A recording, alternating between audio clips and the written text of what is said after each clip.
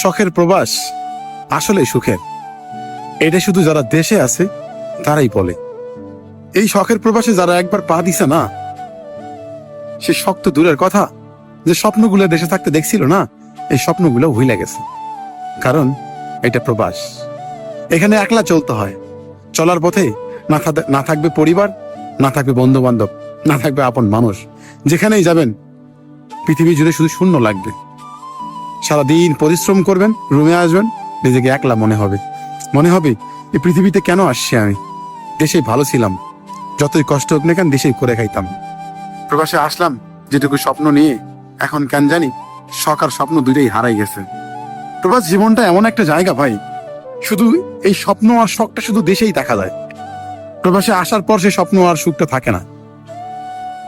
এই প্রবাস আপনাকে বাস্তবতা শেখাবে, যে বাস্তবতা আপনি আপনার জীবনে কোনো বই থেকেও শেখেননি।